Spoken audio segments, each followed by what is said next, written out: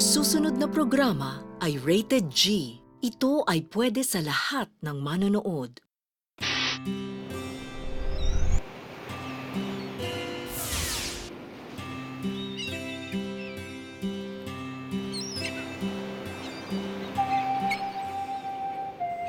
Ang bango ng dagat. Ang sarap ng dampi ng init ng araw sa aking pisngi. At ang banayad ng hangin. Handa ka na ba? Oo, Do you trust me? I trust you. Tara na!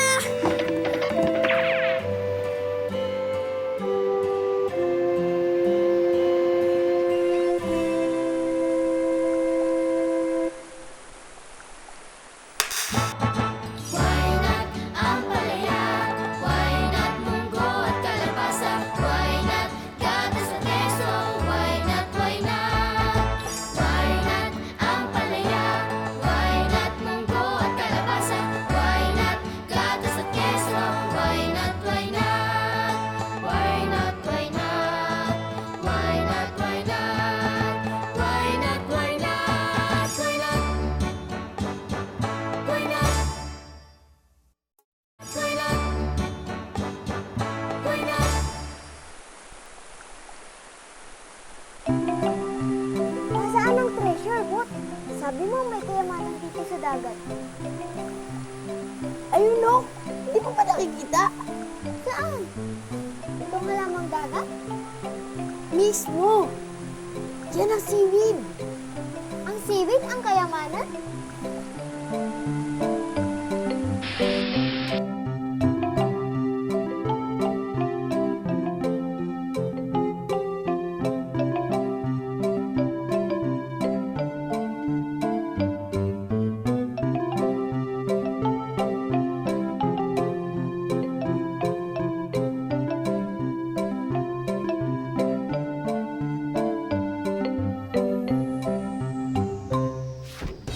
Sabi nila sa halamang dagat daw makukuha ang isa sa pinakamahalagang sustansya na kailangan ng ating katawan.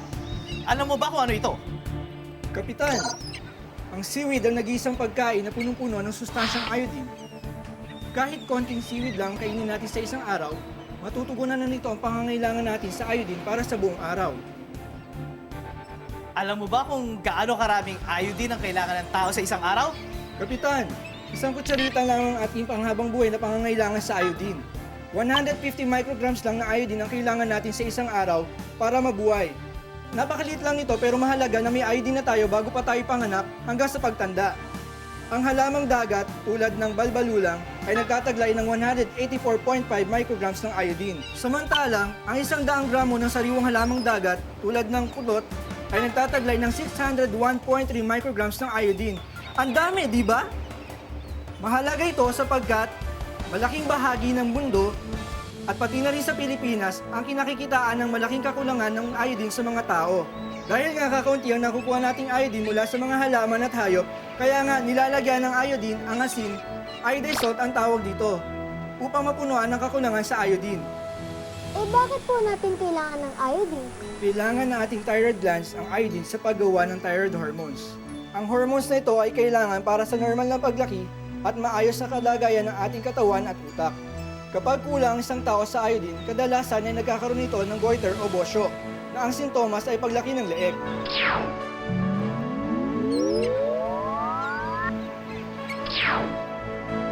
Pero mas delikado para sa mga buntis ang kakulangan sa iodine dahil maaari silang makunan o kaya ay magkaroon ng anak na may kapansanan, may kulang na kaagad na 13 IQ points pagkasilang pa lamang.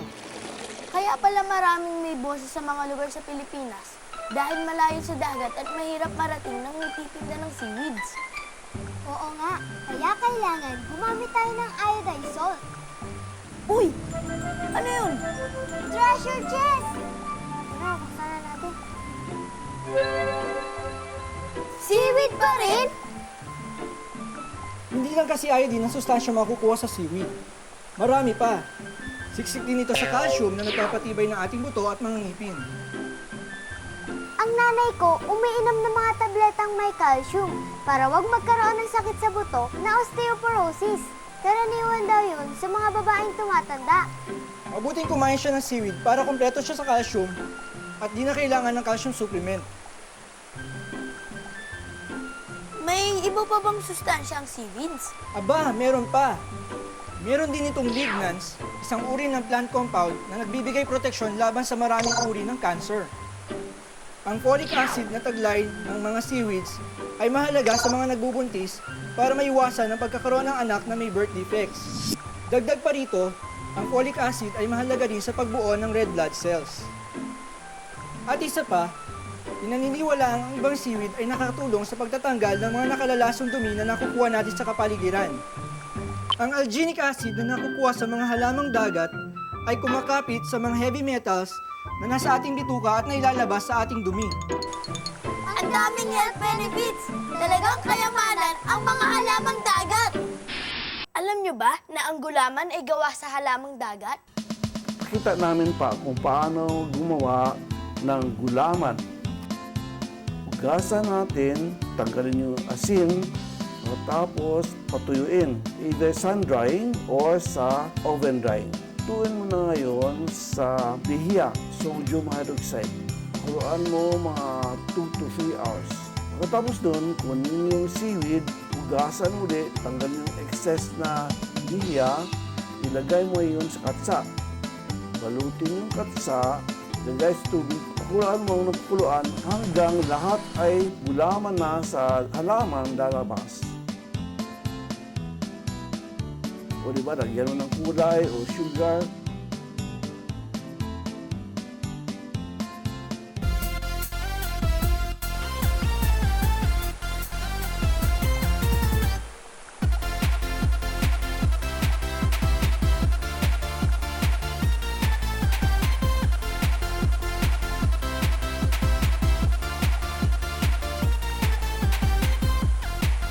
Ano to? Parang game show yata eh. Tara, manood tayo! Hello mga ka-seafood! This is your game show host, Fish Aquino! Narito na naman tayo sa ating panibagong edisyon ng game show na Seaweed of Fortune!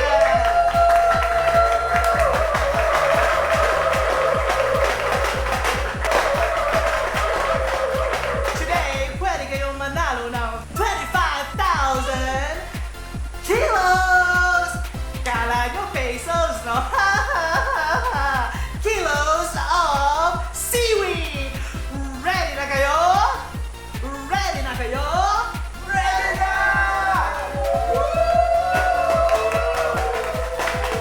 Ito na ang ating puzzle for the day.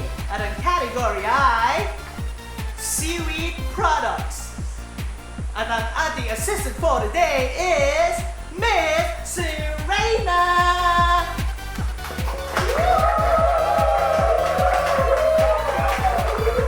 Hey you! Magsisimula ng palaro. Sali kayo? Manonood lang po kami. Okay, ang ating unang salita. Ito ang pinaka-popular na paraan ng pagkain ng halamang dagat. Ang seaweed na ito ay ginagawa... Is there an A? Correct! There are 2 A's! You win 1 kilo of seaweed!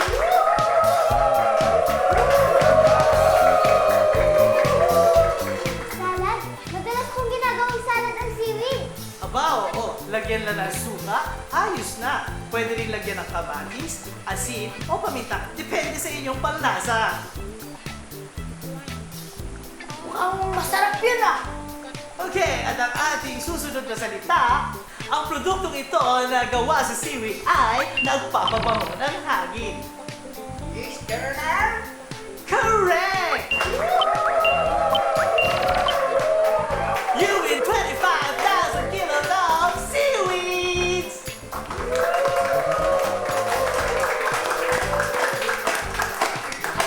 Air freshener? Gawa sa seaweed? May ganun? Aba, oo. Sa katunayan, mas mura at mas epektibo ang paggamit ng seaweed sa air freshener kaysa sa polysaccharide extracts na karaniwang ginagamit dito. mas mabagal ang singaw ng halimuyak sa air freshener kapag seaweeds ang ginamit dito. Mas tumatagal pa!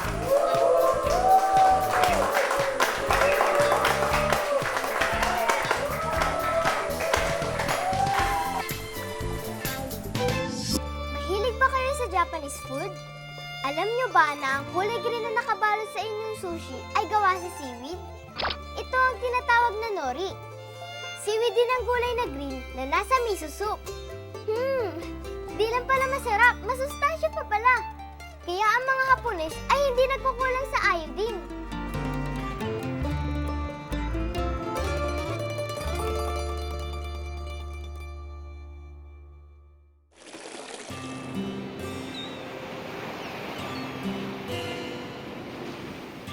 Tunay na treasure talaga ang seaweed ball. Oo nga. Taglay nito ang lahat ng sustansya sa karagatan. Kaya hanggang ngayon ay napakalakas pa natin. Tuwid na tuwid pa ang likod ko. Ayos pa ang buto-buto. Walang mosyo. At mataas ang IQ!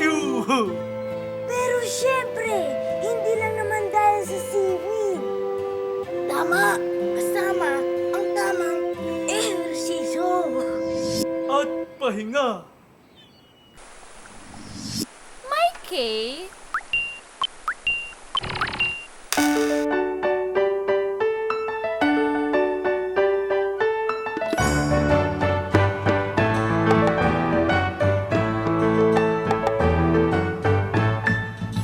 Sari-saring pagkain araw-araw,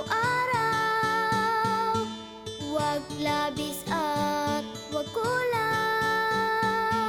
Masustansya at kumpleto, ito ang sikreto, ito ang sikreto. Lakas, sigla, pati liksi, at wastong paglaki. Dulot sa atin ng pagkaing wasto. Healthy lifestyle at ehersisyo. Why not ang palaya? Why not munggo at kalabasa? Why not gatas at keso? Why not, why not, why not?